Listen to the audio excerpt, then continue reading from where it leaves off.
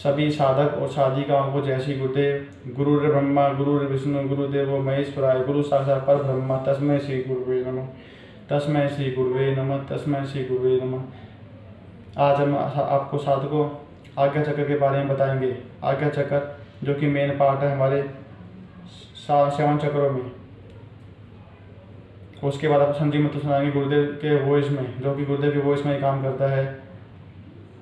गुरुदेव ने 2002 में इसे मनुष्य जाति के लिए आकाश में छोड़ दिया। यह एक सेक्रेट और मास्टिक मंत्र है जो गुरुदेव के वॉइस में ही बताना चाहिए, अन्यथा हम अपने मुँह से बताएंगे तो कोई लाभ भी नहीं होगा और हमारा पतन भी हो जाएगा, क्योंकि यह एक सेक्रेट और मास्टिक है जो गुरुदेव ने भी उजागर किया है 2009 में। केवल उनकी आवाज़ में ही दीक्षा होती है। आइए साथ को हम आपको थोड़ी बेसिक जानकारी दे दें आगे चक्र के बारे में बताने से पहले। सिद्ध योग का दर्शन क्या है? सिद्ध योग एक प्रकार का योग है जो 2500 वर्ष पूर्व प्रतिपादित हुआ। गुरु मच्छिंद्रनाथ जी ने इसे प्रतिपादित किया। गुरु मच्छिंद्रनाथ जी पहले व्यक्ति थे जिन्होंने इस योग को भगवान शिव से सर्वोच्च चेतना के साकार रूप से सीखा था। शिव जी जब पार्वती को हिमालय पर्वत पर कथा सुना रहे थे, अमर कथा सुना रहे थे, तो मछली के पेट में मच्छिंद्रनाथ जी ने इस योग को सुना था और उनसे ग्रहण किया था, इसलिए वे अमर हो गए। हमारे मच्छिंद्रनाथ जी पहले व्यक्ति थे जो कि अमर हैं। इन्होंने 9 नाथ हमारे बताए हैं। मच्छिंद्रनाथ जी, गुरु गोरखनाथ, बाकी और भी हैं जो कि अमर हैं, 9 नाथ अमर हैं। सिद्ध योग क्या है? सिद्ध योग एक प्रकार का योग है, इसमें सभी प्रकार के योग सम्मिलित होते हैं, जैसे राजयोग, ध्यान योग, लय योग, नाद योग, विहंगम योग, हठ योग, क्रिया योग, ध्यान योग, नाद योग आदि योग सम्मिलित होते हैं, इसलिए इसे सिद्ध योग कहते हैं और महायोग भी कहते हैं। सिद्ध योग में कुंडलिनी आपको योग करवाती है। इसमें कोई बाहर कोई योगाचार्य आपको योग नहीं करवाता है। इससे मनुष्य के सभी रोग दूर होते हैं। कुंडलिनी शक्ति जो आपके अंदर बैठी है मूलाधार चक्र में, पैल्विन एरिया में, जो रीढ़ की हड्डी का निचला हिस्सा है, वहाँ पर सोई हुई है, डोर्मेंट पोजीशन में है, ये सुसुप्ति में है, जो कि 3.5 आटे लगाकर सोई हुई रहती है। कई जन्मा तो सोई हुई है, क्योंकि प्रॉपर गुरु ही इसे जागृत कर सकता है। प्रॉपर गुरु ही इसका अधिकारी और संचालन कर सकता है। बाकी हठ योग से आप प्रयास करोगे तो कुंडलिनी शक्ति आपको नुकसान पहुंचा सकती है। हार्ट अटैक हो सकता है, मस्तिष्क के विकार हो सकते हैं और संबंधी बीमारी हो सकती है, हार्ट फेलियर हो सकता है और कई बार बीमारियाँ हो सकती हैं। कुंडलिनी क्या है? कुंडलिनी एक शक्ति है जिसे हम राधा, सीता, दुर्गा, काली आदि नाम से पूछते हैं। योग में उसको कुंडलिनी शक्ति कहते हैं, जो कि हमारी रीढ़ की हड्डी के निचले हिस्से में रहती है, सुसुप्ति में रहती है, सोई हुई रहती है। प्रॉपर गुरु होता है तो ही वह सकती है, वन्यथा वह नुकसान भी कर सकती है। ये समझने योग्य बातें हैं। कुंडलिनी हठ योग से आदि क्रिया जागृत करोगे तो इसका जगह जागने का प्रतिशत 0.01% है, जो कि बहुत कम है और अरबों खरबों लोगों में ही एक की ही कुंडलिनी जागृत होती है। बाकी हठ योग आदि आराधना करते हो तो, परंतु सिद्ध योग में ऐसा कुछ नहीं। सिद्ध योग में 1 सेकंड में काफ़ी कुंडली शक्ति हो जाती है। अगर गुरु चाहता है किसी कुंडली सीधी रहेगी तो सीधी रहेगी और उसके हिसाब से कार्य करेगी, संचालन करेगी।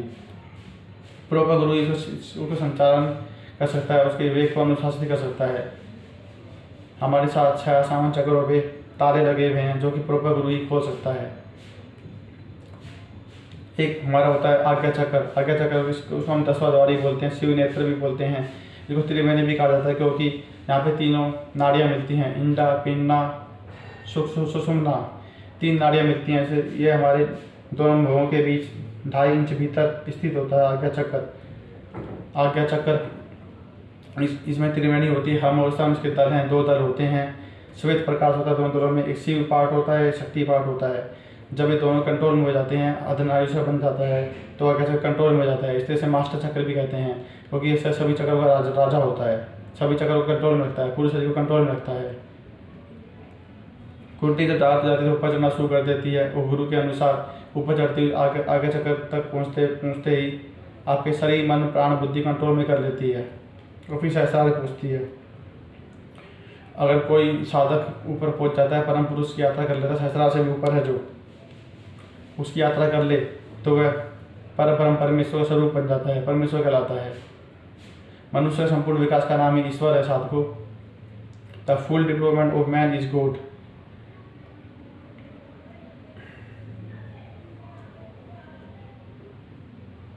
गॉड का अर्थ क्या है? जनरेटर, ओ से ऑपरेटर और डी से डिस्ट्रॉयर। ब्रह्मा विष्णु महेश तीनों आ जाते हैं गॉड में, या तीनों मिल जाते हैं ब्रह्मा विष्णु महेश। वो आदि शक्ति कुंड जब जागृत होती है तो यहाँ पहुँचने की कोशिश करती है सहस्रार में। यहाँ से स्वामी बैठा है तो उससे पहले आगे चक्र पार करना पड़ता है। आगे चक्र में प्रज्ञा अस्मिता लगती है, संप्रज्ञा समाधि लगती है। नंबर 1 लेवल होता है ये, मतलब से आप संसार तक सीमित रहोगे तो सहस्रार पहुँच जाओगे तो निर्गुण निराकार का रूप हो जाते हो आप सहस्रार चक्र में। यहाँ पे असंपर्क समझ लगती है सहस्रार चक्र में।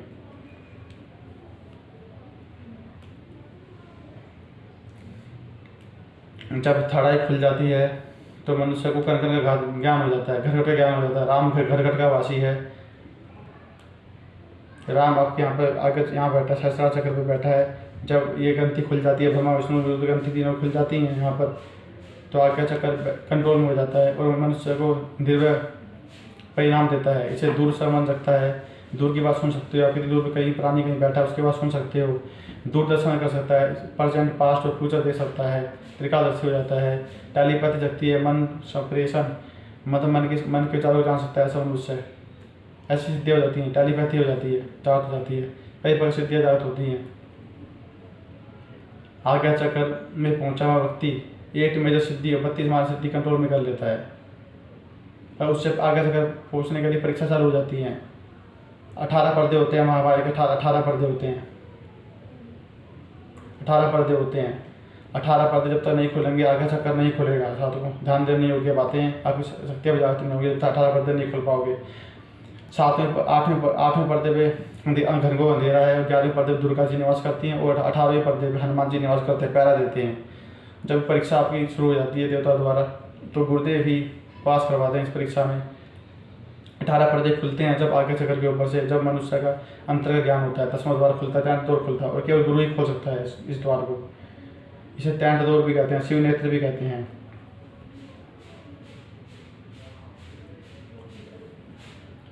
आज्ञा चक्र केवल गुरु के अनुसार ही कंट्रोल में होता है, क्योंकि कुंडली निवेद को आप संभाल नहीं सकते बाकी विद्याओं से।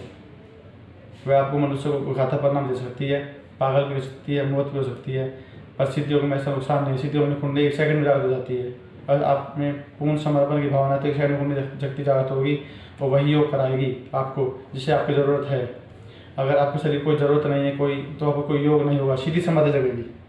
और दर्द है शरीर में, इधर तो दर्द वगैरह है, वो शरीर में कहीं बीमारी है तो उसी तरफ ध्यान दे जाएगा। जब तो रोग स्वस्थ ना हो जाए, जब तक कुंडली सहस्रार में नहीं पहुँच पाएगी। साथ में समझने योग्य बातें हैं।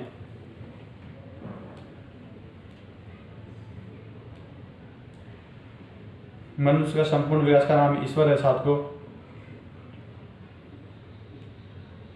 जिस सिद्धियों की बात कर रहे हैं उसमें आपको दो समय ध्यान करना है। 15 मिनट सुबह, 15 मिनट शाम को गर्म प्रदेशों में। ये हमारे गंगानाथ जी महाराज है, गुरुदेव से आपके गुरु, ये गुरुदेव सियाग जी हैं। इनका एक बार नाम लेना आपको, 1-2 सेकंड के लिए इनकी फ़ोटो देखना है, फिर गुरुदेव सियाग की फ़ोटो को देखना है और आपको मन ही इनके दिए गए मंत्र, संजीव मंत्र का जाप करना है और तीसरे तिल पर शिव नेत्र पर यहाँ पर ध्यान करना है। गुरुदेव से प्रार्थना करनी है कि गुरुदेव मेरे अपने शरण में लीजिए, मेरा ध्यान केवल 15 मिनट के लिए स्थिर कीजिए। इस तरह प्रार्थना करनी है, 3 बार प्रार्थना करनी है। गुरुदेव साहब को 2 मिनट की फोटो इमेज नहीं करके यहाँ देखना है। अगर गुरुदेव फोटो दिखे ना दिखे आपको उसकी परवाह नहीं करनी है और 15 मिनट का ध्यान में करना है।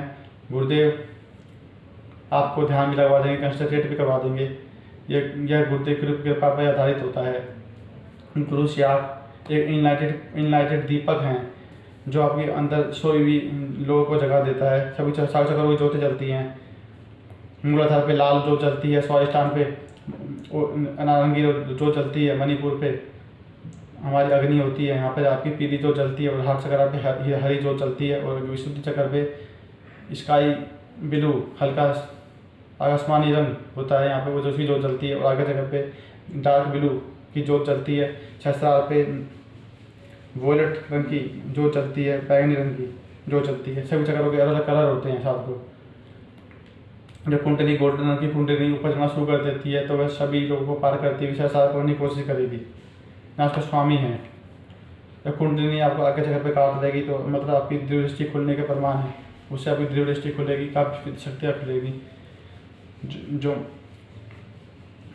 जैसे मान लीजिए ऊपर एक वाईफाई है और उससे आपको स्मार्टफोन कनेक्ट करना है और जो मंत्र है वो पासवर्ड है। मंत्र अगर सही तरह से एंटर नहीं होगा, अगर गलत मंत्र जपोगे तो कोई परिणाम नहीं देगा। मंत्र का सही उच्चारण होना बहुत ज़रूरी है, और जब मंत्र आपके सही डल जाएगा, यानी स्मार्टफोन में आप कोई पासवर्ड डालते हैं वो कनेक्ट डलेगा तो वाईफाई से कनेक्ट हो जाएगा। ब्रह्मांड में कोई वाईफाई है, इस तरह कोई वाईफाई है, परम ऊर्जा है, वो आपको उससे कनेक्ट करा देगी समझी मंत्र से। परम सत्ता आपसे उससे कनेक्ट हो जाएगी और कुंडली शक्ति ज़्यादा हो जाएगी। आइए साथ को अब हम आपको संजी मंत्र सुनाते हैं। सभी साधक साधक जैसी होती है। गुरु ब्रह्मा गुरु विष्णु गुरुदेव महेश्वराय गुरु साक्षात् परब्रह्म तस्मै श्री गुरुवे नमः। तस्मै श्री गुरुवे नमः। ओम श्री गंगाय नाथाय नमः। ओम श्री गंगाय नाथाय नमः। ओम श्री गंगाय नाथाय नमः। आइए संजी मंत्र सुनते साथ को सभी को जैसी होते हैं।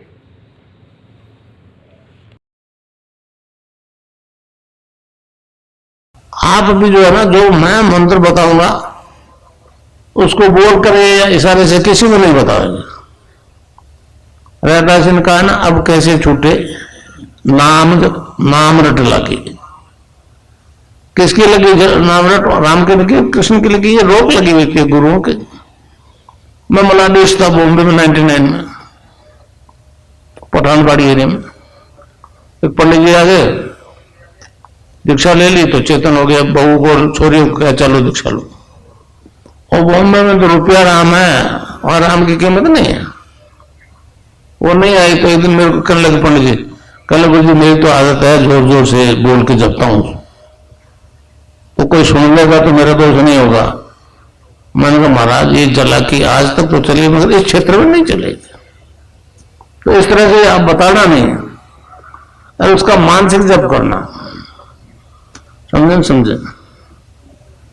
वो मंत्र बता दो, एक बीज मंत्र है वो। अब बरगद का पेड़ का बीज राई के दाने जितना होता है, किलोमीटर में फैलेगा उसका होता है। एक शब्द क्लीन शब्द क्या आधा लय में मिला हुआ, बड़ी की मात्रा और बिंदी, उसका उच्चारण होगा क्लीन गा की ध्वनि निकलेगी पीछे। आप अंग बोलो, यहां स्ट्रोक लगता है, अंग बोलो। अभी मनी मैंने बोल के देखो, अंग बोलो तो यहां स्ट्रोक लगता है। तो इसमें क्लिंग बार बार आया। अब वो लय नहीं बनती क्लिंग एक में, तो हमारे ऋषियों ने इसको जपने का तरीका बताया। Cling Krishna cling, cling Krishna cling. क्री लगनी चाहिए, क्रय नहीं क्री। एक ही मात्रा नहीं लगेगी तो राधा तत्व शामिल नहीं होगा, और राधा के बिना कृष्ण आधा। तो ये इसमें राधा और कृष्ण का मंत्र है। राधा तत्व है सांसारिक सुख दे दी, कृष्ण मोक्ष देगा। बाकी आराधना है उसमें भोग है तो मोक्ष नहीं, मोक्ष है तो भोग नहीं। ये गीता वाला निष्काम कर्म योग है। समझे? ये गृहस्थी के लिए सबसे उपयोगी है।